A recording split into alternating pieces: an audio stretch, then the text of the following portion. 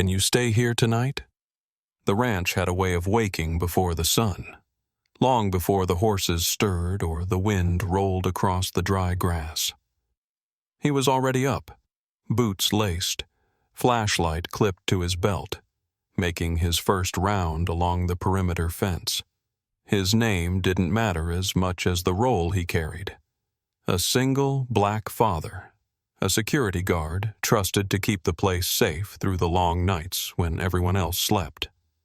He worked for a sprawling ranch on the edge of a quiet rural town where the land stretched wide and secrets traveled faster than truth. His life was simple, deliberate. Morning started with coffee strong enough to bite back and ended with checking on his young son before bed, making sure homework was done and prayers were said. No chaos, no surprises. He preferred it that way. The town knew him as reliable, quiet. The kind of man who nodded politely at church and kept to himself after service. Sundays were routine. He sat near the back pew, his son beside him, listening more than speaking. People whispered sometimes, not unkindly, just curious. A widower hour raising a child alone. A man who worked nights instead of chasing promotions. He didn't correct them. He had learned that explaining your life rarely changed people's opinions. His focus stayed narrow. Work hard, raise his son right. Raise his, stay out of trouble. That was the code he lived by, especially in a town where everyone watched everyone else. The woman arrived one early spring morning, her moving truck kicking dust into the air as it pulled into the small house near the ranch's outer road. She was white, early 30s, with a tired grace about her, like someone who had been strong for too long without rest. She wore black more often than not in those first weeks, even when the sun climbed high. The town learned quickly why her husband had died suddenly. No long illness, no warning. One moment alive, the next gone. She had followed the land here because it was his dream, a quieter place, a fresh start. Now she stood in it alone, carrying grief like something fragile and heavy at the same time. They noticed each other the way neighbors often do, not through conversation at first, but through patterns. He saw her lights stay on late into the night during his patrols, saw her sit on the porch some evenings, staring at the fields as if waiting for something to return. She noticed him walking the fence line, steady and unhurried, the ranch radio crackling softly at his shoulder. They exchanged polite nods at first, nothing more in a town like this. Too much friendliness too soon invited speculation, and both of them were already under quiet scrutiny. Him as the single father, her as the grieving widow. The church played its role as it always did. Women brought casseroles to her door, standing just long enough to assess her sadness before whispering prayers. Men shook her hand firmly, offering condolences mixed with advice. Lean on the Lord, time heals. Family members visited from out of town, filling her small house with voices and expectations. Some stayed too long, some left too quickly. What lingered was the silence afterward, the kind that pressed in at night when memories got loud. From his house across the way. The security guard sometimes paused during patrol and looked toward her place, not out of curiosity, but concern. He knew that silence. He lived with a version of it himself, and though he didn't know it yet. The distance between their houses was smaller than the space grief was about to close. If you watch till this point, thank you. Before we continue, take a moment and comment where you're watching from. Sometimes knowing we're not alone makes these stories hit a little deeper. The first real interaction didn't happen in daylight or after church or during one of those polite moments where words were expected. It happened on a night when the wind pressed hard against the ranch fences and the sky hung low and heavy, threatening rain. His patrol had been long already. The radio crackled with routine check-ins and his flashlight swept across familiar ground. Gates locked, barn secure, nothing out of place. By the time he headed back toward his small house on the edge of the property, Exhaustion sat deep in his bones. He was thinking about his son asleep inside, about reheated dinner waiting on the stove, about how quiet his life had become. That was when he saw her porch light flicker on, then off, then on again. It was a small thing, easy to ignore, but something in the way the light hesitated made him slow his steps. Inside her house, the silence had turned sharp, the kind that made every creak sound like a warning. She stood in her kitchen, staring at the sink, water pooling beneath a leaking pipe. She didn't know how to stop. Her husband had always handled things like this, not because she couldn't learn, but because they had fallen into those small, unspoken roles couples do. Now every drip felt like proof of his absence. She had tried tightening the valve herself, hands shaking, breath shallow. The water kept coming. Panic rose, not loud, but insistent. Her phone lay on the counter. She scrolled through contacts she didn't feel ready to use. Family would worry, churchwomen would talk, and then she thought of the man across the way. The security guard. The father. The one who walked the fence every night like the world depended on it. She hesitated long enough to feel foolish, then grabbed her coat. When the knock came, it was soft at first, almost apologetic. He opened the door expecting wind and found her standing there instead. Rain beginning to mist her hair, eyes wide with something between embarrassment and desperation, for a second.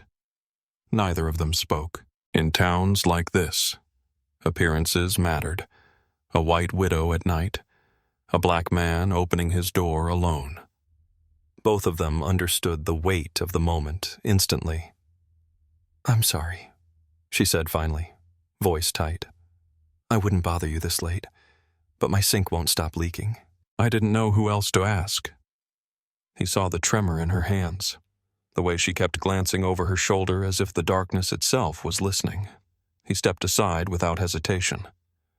"It's fine," he said calmly. "Let me grab my tools." He followed her back across the gravel path, mindful of the space between them, of the way eyes might look if anyone happened to glance out a window. Inside her kitchen, the air felt different, stale, heavy with grief and detergent and memories. He knelt beneath the sink, working quietly, asking simple questions to keep her grounded. She stood nearby, arms folded, explaining more than necessary, apologizing again, mentioning her husband, stopping herself mid-sentence when the words became too sharp to continue. He didn't rush her, didn't feel the silence. He fixed the pipe with steady hands, the kind that had learned patience through long nights and responsibility. When the water finally stopped, she let out a breath she hadn't realized she was holding.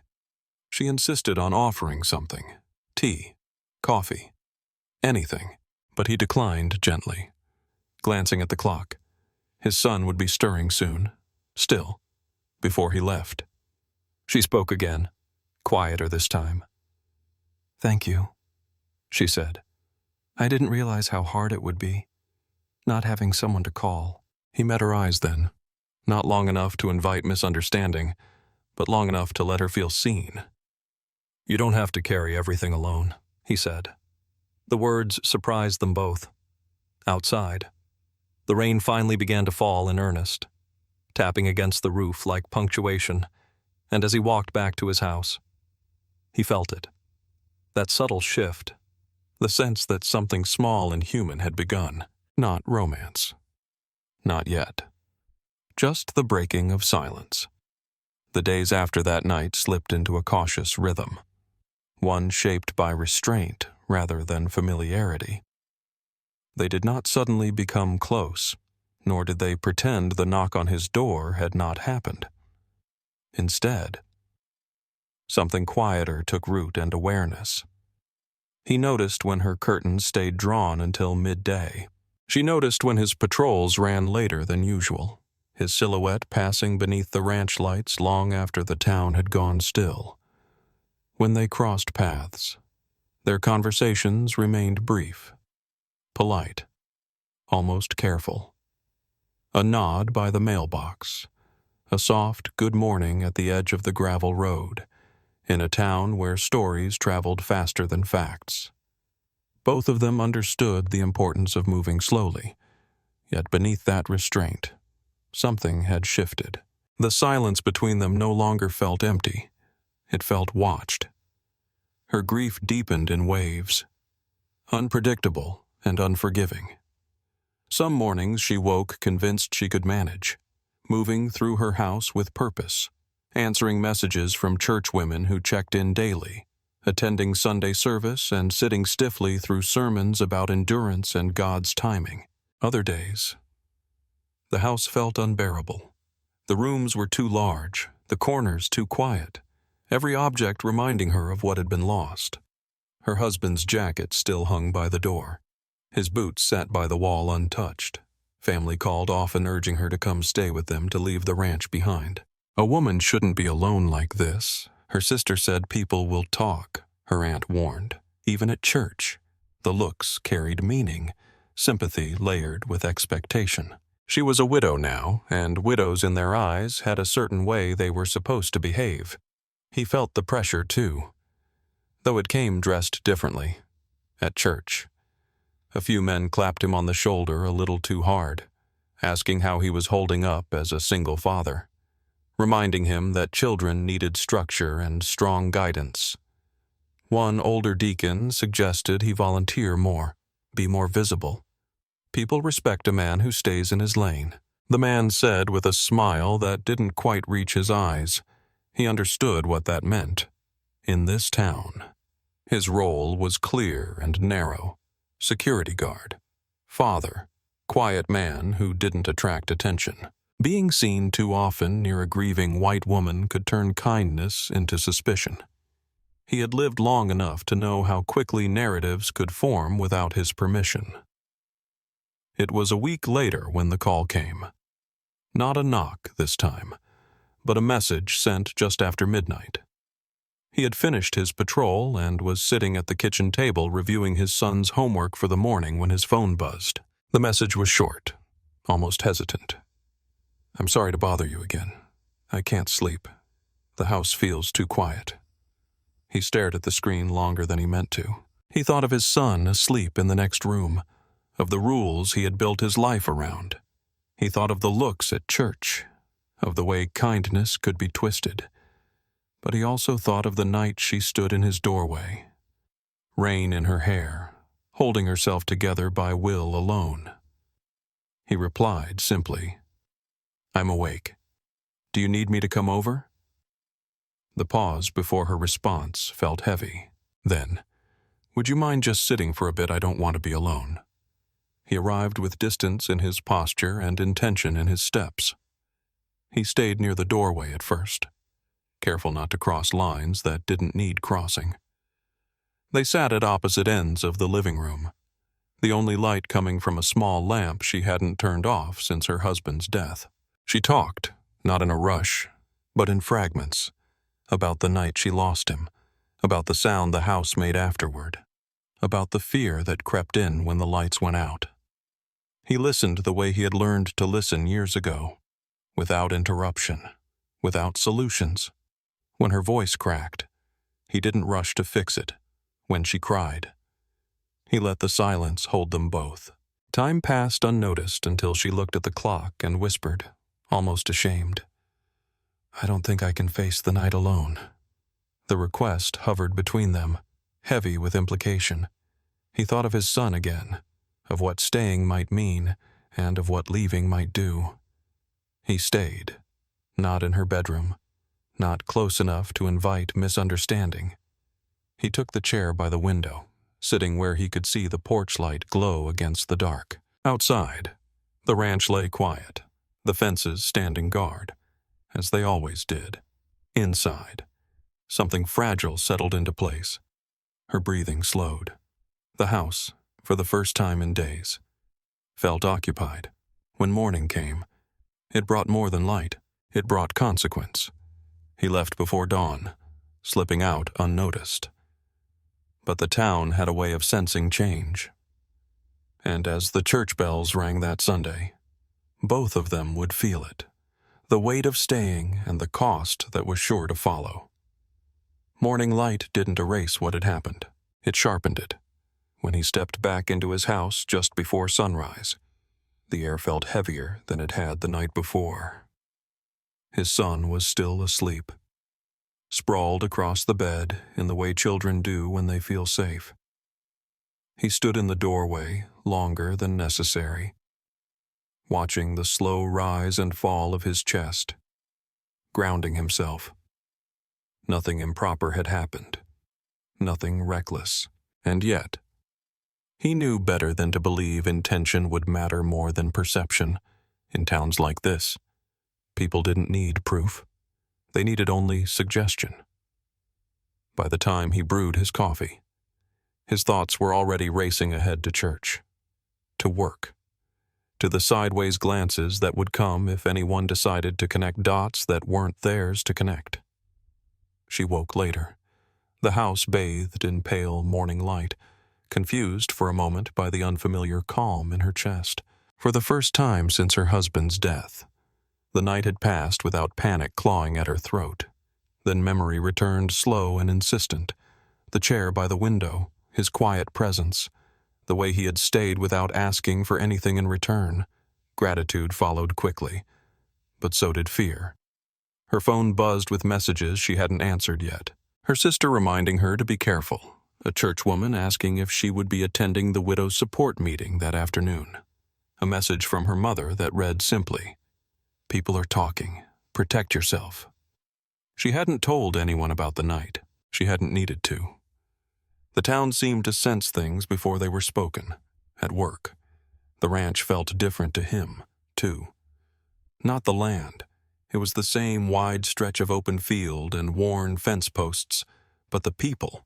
A coworker lingered longer than usual during the morning briefing, asking casual questions about his night patrol.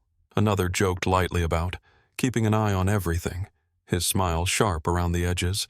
He answered carefully, giving nothing away. Still, he felt it. The shift in tone, the subtle narrowing of space. By lunchtime, a supervisor pulled him aside, not to accuse, but to advise. "You're a good man," the older white ranch manager said, voice low. "Just remember this place has eyes. Folks, expect a certain order." He nodded, swallowing the familiar frustration. Order, he knew, often meant knowing when to step back, even when stepping forward was the right thing. Church that Sunday felt heavier than usual. She arrived alone, dressed modestly, sitting where she always did. He came later with his son, sliding into the back pew. They did not look at each other, not because they didn't want to, but because restraint had become necessary. The sermon was about boundaries, about resisting temptation, about appearances and testimony. Every word landed too close to home. When the service ended, she was surrounded almost immediately. Women offering prayers that felt like inspections, questions wrapped in concern. "Are you managing on your own? You know you should lean on the church." One woman leaned closer and whispered, "Be careful who you trust right now." Across the room, he watched men shake his pastor's hand, eyes flicking toward him and then away. He left quickly after, his son tugging at his hand, unaware of the weight settling on his father's shoulders. The distance between the houses grew, not physically, but emotionally. He stopped walking past her porch during patrol, choosing longer routes. She kept her curtains closed, even in the afternoon. When they did speak, it was brief and necessary. A text about mail left in the wrong box, a polite exchange near the driveway. Both of them felt the loss of what had brought peace, yet neither spoke of it. One evening, as the sun dipped low and painted the field in gold, she stood at her window and watched him secure the outer gate. For a moment, she almost called out, almost crossed the space that fear had rebuilt. But the voices echoed louder than her heart. Family expectations, church standards, the unspoken rules of a town that preferred grief neat. and kindness contained. She stepped back instead, and in the quiet that followed, both of them understood the truth they hadn't yet named. Compassion had consequences, and the cost of being seen together was only beginning. Tom did not move forward so much as it stretched. Days passed, then weeks, each one settling into the space left by words unsaid. He returned to routine with a precision that bordered on discipline. Early patrols, quiet meals, evenings spent helping his son with schoolwork before bed. From the outside, nothing about his life had changed. But inside, the absence of those late-night conversations weighed heavier than exhaustion ever had. He caught himself listening for her porch light during his rounds, then forcing his gaze away. He reminded himself why distance mattered.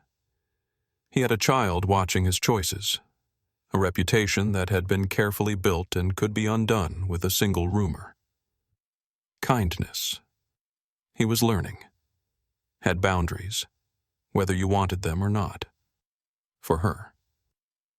The isolation deepened. The church visit slowed, not out of cruelty, but out of expectation that grief had a schedule. The casserole stopped coming. The messages became less frequent. She attended the widow's support meetings when guilt pushed her through the doors, sitting in circles where stories were shared in neat arcs of sorrow and recovery. Her grief didn't fit those shapes at home. She baked when the silence grew loud, filling the house with warmth that faded too quickly. She left loaves on church doorsteps, dropped pies at neighbors' homes, trying to remain visible without inviting scrutiny. Yet the quiet persisted. The one presence that had studied her most, the man who had stayed without asking, remained just out of reach. The town, however, did not forget. Did not. Whispers found corners to gather in. At the feed store, in church hallways, near the school pickup line. Nothing was said outright, but implications hung thick in the air. A ranch worker mentioned seeing him near her house late one night. Someone else questioned why she hadn't moved back home with family like a sensible woman. He felt it when conversation stalled as he approached. She felt it in the way smiles tightened when she entered a room. No accusation needed to be voiced. The damage lived in suggestion.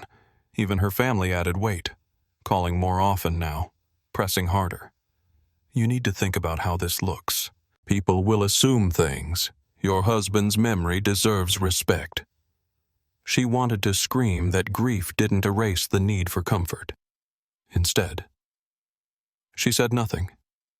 One evening, after a long patrol, he found something unexpected on his porch, a small paper bag tied with twine. Inside was a loaf of bread, still warm, the scent familiar and grounding. No note, no explanation. He stood there longer than necessary, letting the moment settle. She had found a way to reach out without crossing the lines drawn around them. He understood the message in its quiet simplicity. I remember. I'm grateful. I'm still here. That night, after his son was asleep, he brewed coffee and sat at the table staring at the loaf, feeling the ache of restraint. He wanted to knock on her door to tell her she didn't have to retreat so completely, but he didn't. Wanting and doing were different things now, days later. She found a small bag on her porch in return. Coffee beans wrapped carefully, a blend she had once mentioned liking during one of their early conversations. Again, no note, no trace of presence, just the reminder that kindness could exist without being seen. These exchanges continued, quiet and deliberate. Bread, coffee, a bouquet of wildflowers left carefully by her steps. Each gesture small enough to avoid gossip, meaningful enough to ease the ache of distance. They spoke less, but understood more, and in the fragile balance between caution and care, something steady began to form. Not romance, not yet, but trust that survived scrutiny. The town might watch, the church might whisper. But in the space between kindness and rumor, they found a way to hold on without letting go. The town began to move on in the way small towns always do, not because wounds were healed, but because attention shifted. New gossip surfaced. Another family faced trouble. A sermon series changed. The pressure didn't vanish, but it loosened just enough to let them breathe. He noticed at first during patrols when coworkers stopped lingering near the end of his shifts, when conversations returned to weather and work instead of half-formed questions. He still kept his distance, still measured his steps carefully, but the tension no longer sat in his chest every waking moment. Healing, he realized, often came disguised as fatigue lifting rather than joy arriving. Her healing looked different. It came in small acts of courage she barely noticed at first.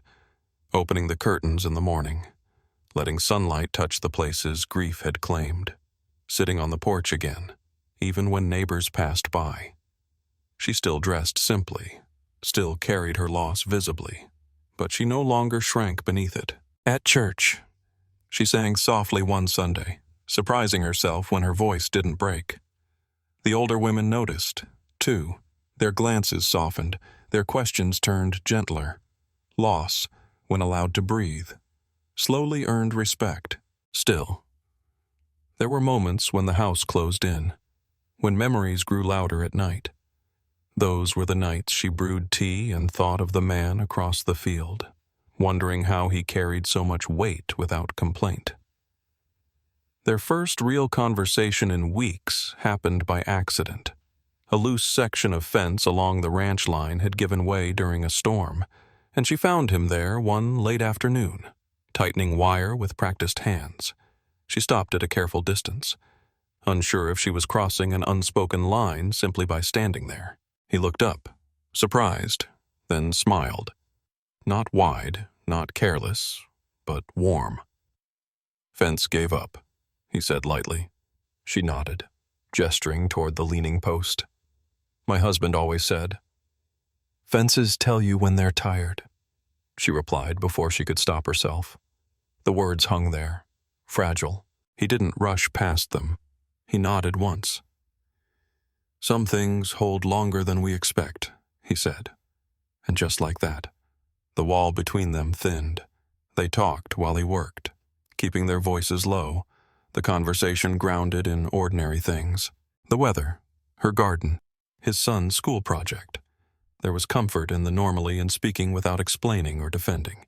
She apologized at one point for pulling away, for letting fear decide her actions. He stopped her gently. "You did what you needed to survive." He said, "There's no apology in that." The sincerity in his voice settled something in her chest she hadn't known was still unsettled. When the fence was secure, neither of them rushed to leave. They stood there, the late sun stretching shadows across the field, the quiet between them no longer sharp. That evening, she invited him to stay. Not overnight, not hidden, not secretive, just dinner. She framed it carefully, knowing the rules that still existed. He hesitated, thinking of his son, of the eyes that still watched. Then he nodded. "I'll bring him," he said. It was a small decision with large meaning. Dinner happened early with windows open and lights on. Her table filled with food and soft conversation. His son laughed easily, grounding the moment in innocence. There was no tension, no secrecy, just people sharing space honestly, and in that openness, something shifted again. Silence, once heavy with restraint, began to heal instead of hurt. The evening they shared dinner did not end with promises or declarations. It ended with dishes washed, his son thanking her politely, and the three of them standing on the porch as dusk settled over the ranch. Yet the simplicity of that night carried weight far beyond its quiet moments. For him, bringing his child into her home had been a decision rooted in honesty. It said without words that he had nothing to hide. For her, opening her door with the lights on, neighbors in view, was its own kind of bravery. By morning, both of them felt it. The line between caution and fear had begun to blur, and they would have to decide which one would guide them forward. Church. The following Sunday felt different. They arrived separately as they always had, but this time they did not avoid each other's presence. When the final hymn ended and people turned to greet one another, she found herself standing beside him near the aisle. Their exchange was brief, respectful, unmistakably public. A few heads turned, a few brows lifted. Then the moment passed. The sky did not fall. No whispers erupted on the spot. Instead, a woman from the choir smiled at her, warm and genuine, and an older man nodded at him with quiet approval. The absence of immediate judgment felt like relief, but also like challenge. If they were going to move forward, it would be in the open or not at all. The real test came from family. Her sister visited that afternoon, sitting stiffly at the kitchen table, eyes sharp with concern. She spoke carefully at first about grief, about vulnerability, about how quickly people misunderstood things in small towns. Then she said it plainly. "You're being watched," she warned. "And he's not just anyone. People will talk." The implication hung there heavy and unfair. For the first time since her husband's death, she pushed back. "I am allowed kindness," she said quietly, "and I am allowed to heal in my own time." Her sister studied her, surprised by the steadiness in her voice. It wasn't defiance. It was resolve. When the conversation ended, nothing was fully resolved, but something had shifted. She had chosen herself. He faced his own reckoning days later when the ranch manager asked to speak with him again. This time, the conversation was more direct, though still cloaked in civility. "You know how this place is," the man said. "Optics matter." He listened without interrupting, then responded calmly. "I do my job well. I raise my son right. I don't cause trouble." It wasn't a challenge. It was a boundary. The manager nodded slowly, recognizing the truth in his words. Being seen, he realized, didn't always require permission. Sometimes it required quiet confidence. Their time together increased, not in secret, not in haste, but steadily. Walks along the fence line in the early evening. Shared meals that included laughter and silence in equal measure. Conversations about her husband that no longer felt forbidden. He never rushed her grief, never tried to replace what had been lost. She in turn respected the weight of his responsibilities, the way his life had been shaped by both love and caution. They were learning each other not as an escape, but as companions navigating difficult terrain, and in that mutual respect, trust deepened. The town noticed. Of course. Some washed with curiosity, some with quiet approval, some with lingering doubt.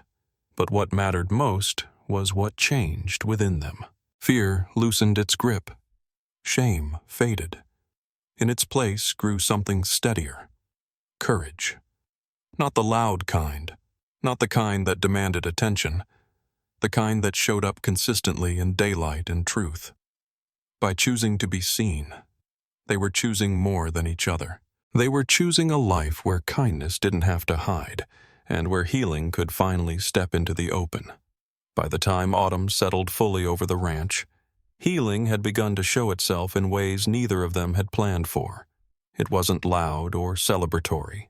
It lived in routines, in the way she no longer flinched when the wind rattled the windows at night, in the way he found himself laughing more easily, his shoulders no longer carrying quite so much weight when he came home from patrol. The land itself seemed to mirror the change. Fields turning gold, fences standing firm, the air cooler but calmer. What they were building did not erase the past. It made room for it. And that she was learning was what true healing allowed. Her home changed first. The heaviness that had once lingered in every room began to lift. Not because her husband was forgotten, but because his memory had found a place that no longer demanded all of her breath. She packed away some of his clothes with care, keeping what mattered and letting go of what hurt to hold. On Sundays, she still attended church, but now she stayed after service, joining conversations without feeling like an exhibit of grief. The whispers had softened into acceptance, helped along by time and by the visible honesty of her choices. People could debate in private, but in public, they had learned to respect her strength. For him, the change was clearest at home. His son asked questions now about why they visited her house, about why she sometimes sat with them at dinner. He answered simply truthfully. "She's someone we care about," he said. "And she cares about us." There was no fear in the explanation, no warning attached, just openness. The boy accepted it easily, as children often do when adults don't complicate things. Watching that trust unfold reminded him why he had chosen the path he did. Living carefully was important. Living honestly was more important. They spoke more openly now about what they were and what they were not. One evening, sitting on her porch as the sun dipped low, she finally said it aloud. "I'm afraid sometimes," she admitted.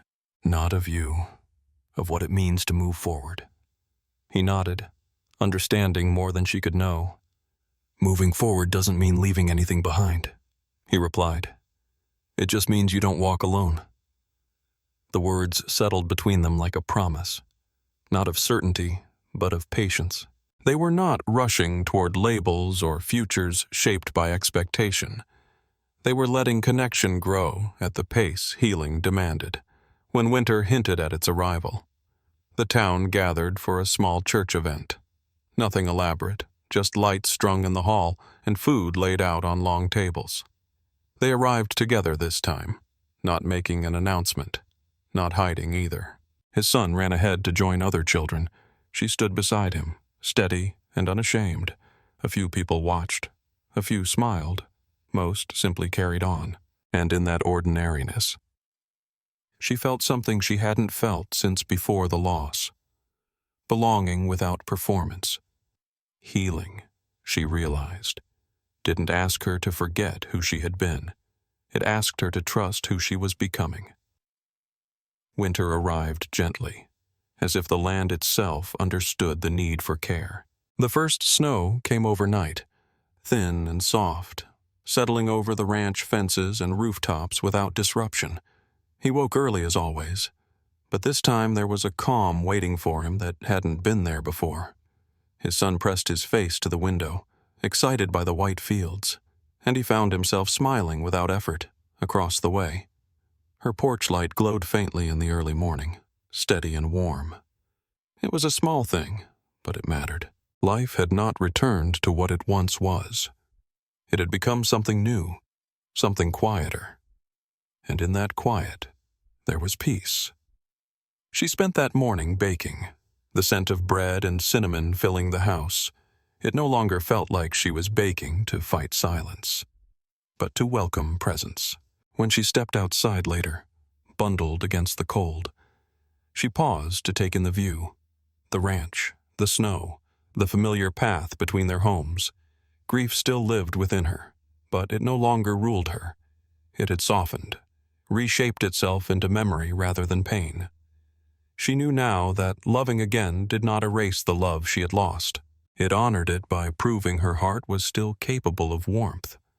That truth had taken time, courage, and more restraint than she ever imagined. But it had brought her here, standing in a moment that felt whole. The town adjusted in its own way.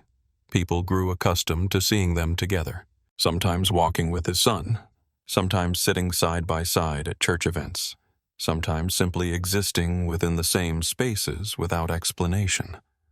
The gossip faded, replaced by something less dramatic and more enduring. Familiarity.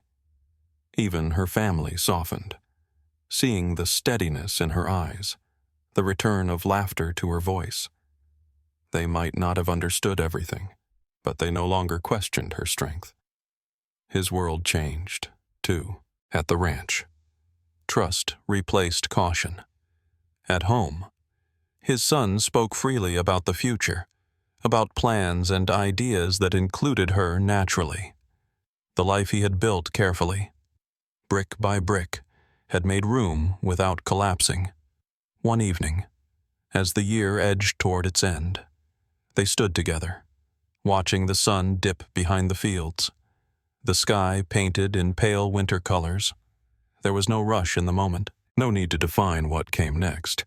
They spoke instead of ordinary things, repairs that needed doing, meals they wanted to try, the way seasons always seemed to move faster than expected, in the silence between words. There was understanding.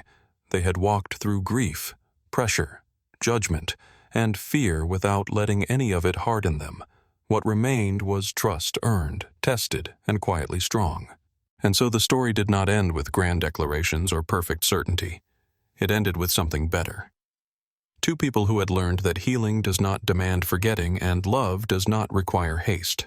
Sometimes the most powerful thing is simply staying present, staying kind, staying honest when the world is watching. If this story moved you, take a moment and share where you're watching from.